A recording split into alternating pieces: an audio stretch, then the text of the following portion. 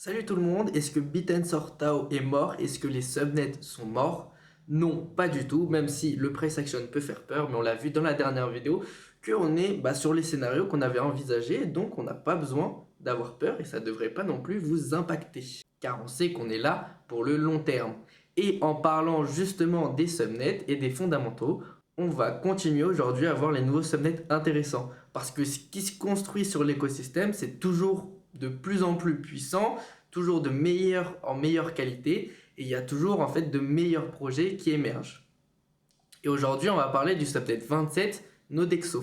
Donc Nodexo, pour l'instant, c'est à 2 millions de market cap en dollars, avec une émission Tao journalière de 25 Tao, ce qui représente au cours actuel, donc à peu près 4000 dollars. Donc ils ont pour 4000 dollars de budget à construire par jour. Et donc Nodexo, qu'est-ce qu'ils font? C'est qu'ils se concentrent uniquement sur la fourniture de puissance de calcul. Donc qu'est-ce que ça veut dire? On parle de la location de GPU. On l'avait vu un peu comme Lium dans la dernière vidéo. Enfin, la dernière vidéo, elle date, le Subnet 51.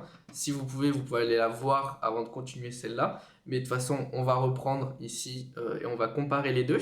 Mais la grande différence entre Lium et du coup le Subnet 27 Nodexo, c'est qu'ici, la location de puissance de calcul, elle est vérifiable et fiable grâce à des garanties cryptographiques. Et vous allez me dire, ouais, mais qu'est-ce que ça veut dire des garanties cryptographiques? C'est tout simplement que ces garanties, elles viennent d'Ethereum et ils utilisent ça comme registre public permanent qui sert en fait, c'est comme un audit, une piste d'audit infalsifiable. Donc c'est vraiment un bon projet, mais là on va un peu comparer les deux.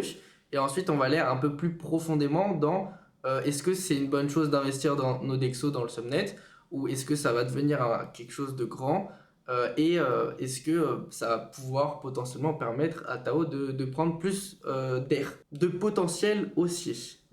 Bien que à chaque fois qu'on a un nouveau subnet, c'est tout simplement un nouveau potentiel haussier qui s'ajoute au prix du Tao et dans les années à venir, hein, parce que c'est pas quand on crée un subnet là directement que le prix va forcément pump du Tao, mais c'est des impacts qui feront impact durant les prochaines semaines ou les prochains mois ou les prochaines années. Donc, comparé à Lium, c'est très petit encore et on verra pourquoi. Mais Lium, ça a 23 millions de market cap en termes de dollars avec une émission journalière de 301 Tao. Donc, si on reprend notre calculatrice, 300 fois 150.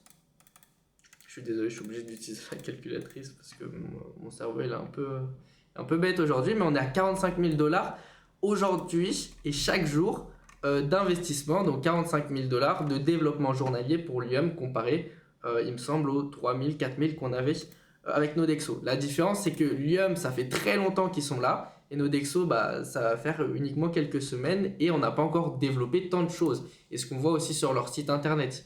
Sur Lium, on a énormément de cartes graphiques, de GPU disponibles à très bas coût, alors que sur Nodexo, pour l'instant, on n'en a que 18, on n'en a que 10. Et donc, c'est en train de commencer à se construire, et c'est pas encore à une grande étape.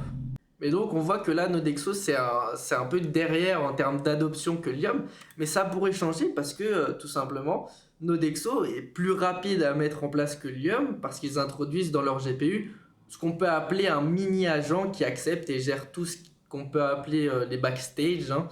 Mais on va avoir un mini agent qui va dire au GPU ok tiens à ce moment-là tu vas faire tel job, hop tu vas ensuite, ça évite toutes les frictions, mais ça fait gagner du temps et du coup ça fait aussi gagner de l'argent comparé à Lium. C'est un peu technique donc on va pas forcément aller dedans, mais ça réduit fortement les frictions pour les fournisseurs de GPU. Mais il y a aussi un atout en plus, c'est que Nodexo utilise le Proof of GPU V3, donc la version 3. C'est un mécanisme qui prouve cryptographiquement que le calcul GPU a été réalisé et exécuté. On en avait parlé d'ailleurs avec les subnets d'Argon et Chute qui avaient introduit le protocole TEE, donc c'est encrypté, c'est un protocole sécurisé pour leur GPU et leur puissance de calcul. Et c'est un peu la même chose, mais en termes de location pour ce qu'on pourrait avoir Lium et Nodexo, sauf que Lium pour l'instant ne l'a pas, mais il me semble qu'ils vont vouloir le mettre en place eux aussi.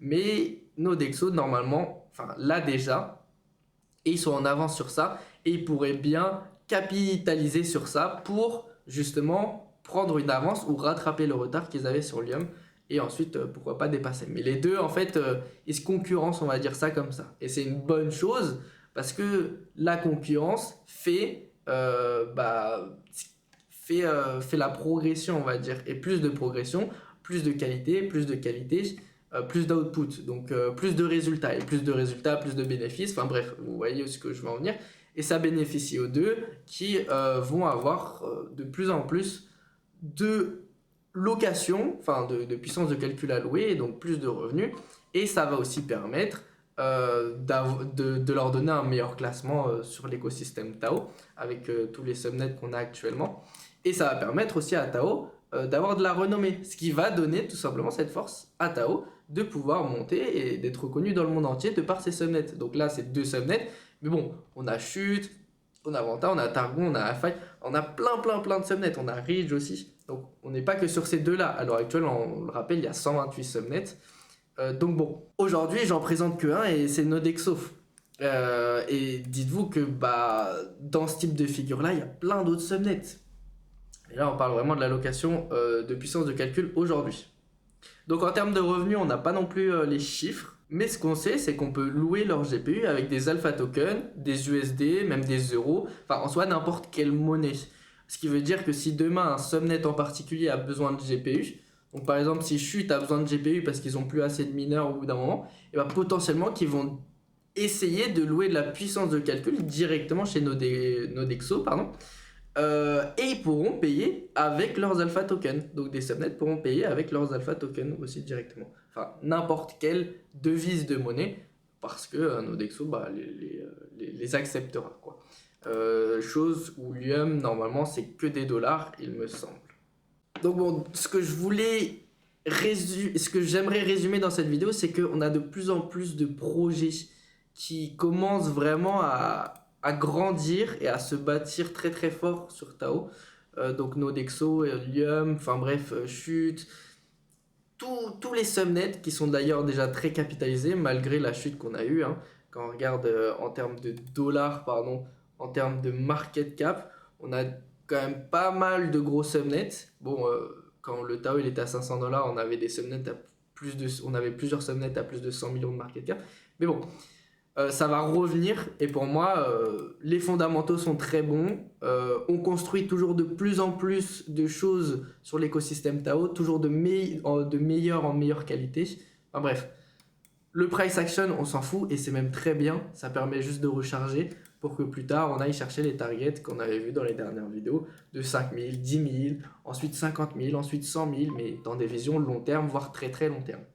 Donc voilà, j'espère que cette vidéo vous aura plu. Je vous fais une nouvelle vidéo la semaine prochaine dessus, ou alors en fin de semaine, pour parler d'un autre subnet et aussi de faire une nouvelle prédiction de prix court terme, si ça vous intéresse.